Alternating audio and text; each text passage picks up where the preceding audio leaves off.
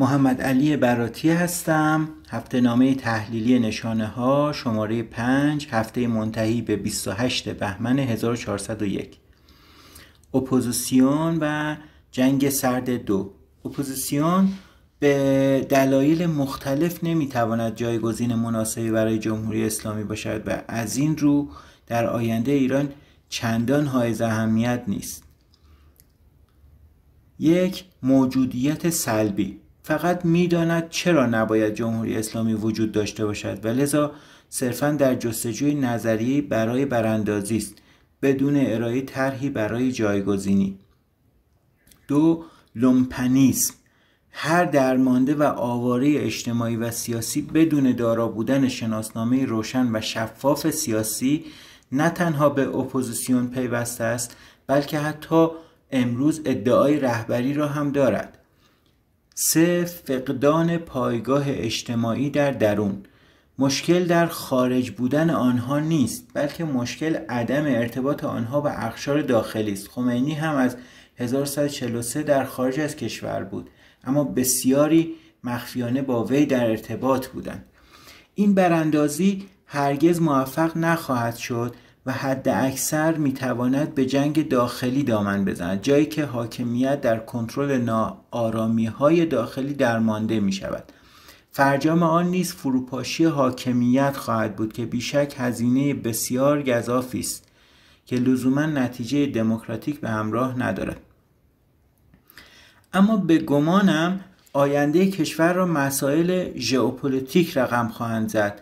پس از تهاجم گسترده روسیه به اوکراین در اسفند 1400 به بهانه جلوگیری از پیشروی ناتو که بزرگترین حمله نظامی متعارف به خاک اروپا پس از جنگ جهانی بود، نظام جهانی وارد یک مرحله جدیدی شده است. در آغاز سخن از بازپسگیری سرزمین‌های شوروی سابق بود، اما پس از یک سال امروز ما می‌دانیم که این جنگ بسیار پیچیده‌تر از آن است. کشف بالون چینی در آمریکا نشان از پررنگ‌تر بودن نقش چین دارد. از سوی دیگر کشف پهپادهای ایرانی در اوکراین نیز نشان از این دارد که جنگ به فراسوی مرزهای اروپا کشیده شده است.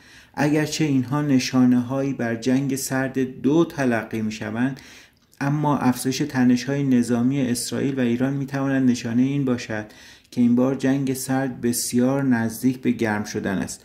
جنگی که در آن ایران خط مقدم شرق در خاورمیانه خواهد بود. از این منظر بودجه دولت و طرح مولدسازی نیز میتواند پدافند نظامی تلقی شود. اگرچه بودجه به ویژه پس از احمدی نژاد از شفافیت کافی برخوردار نیست، اما مقادیر کلی آن میتواند بیانگر آن باشد که اندازه دولت در دهه اخیر رشد کرده است و در مقابل کاهش سرمایه‌گذاری میتواند نشان از حرکت آن به سوی بخش‌های غیر مولد مانند مخارج نظامی باشد و اینها به هیچ روی نشانه‌های خوبی برای آینده نیستند. کنترل ارز، بازار متشکل و غیر متشکل. بازار ارز در اقتصادهای متعارف یک بازار نسبتاً رقابتی است و این موجب می شود که نرخ ارز دارای یک تعادل باشد. اما در اقتصادهای تک محصولی مانند اقتصاد نفتی ایران بازار ارز در انحصار یک محصول قرار دارد و این فارغ از این که این محصول مانند نفت ایران دولتی باشد یا خصوصی، دولت‌ها را مجبور به اتخاذ سیاست‌های سرکوب نرخ ارز می‌کند.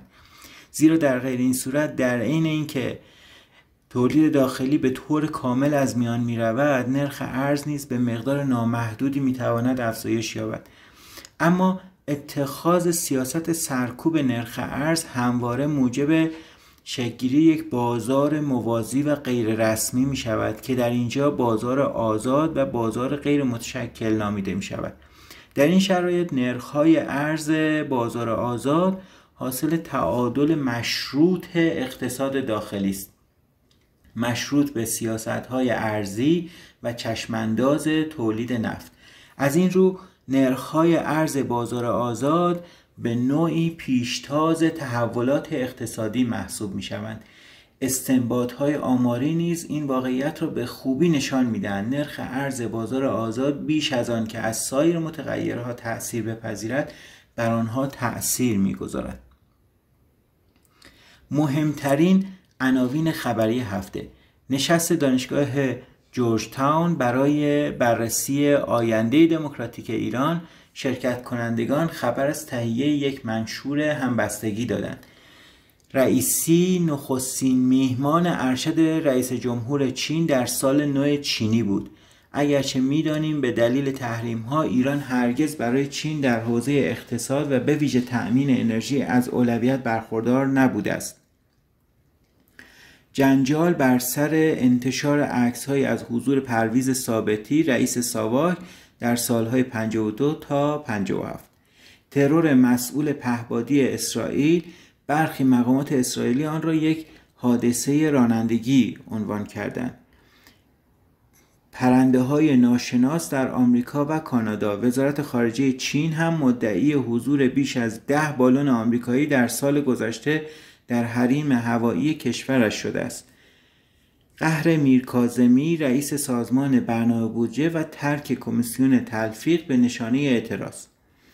راه‌اندازی مرکز مبادله ارز و طلای ایران.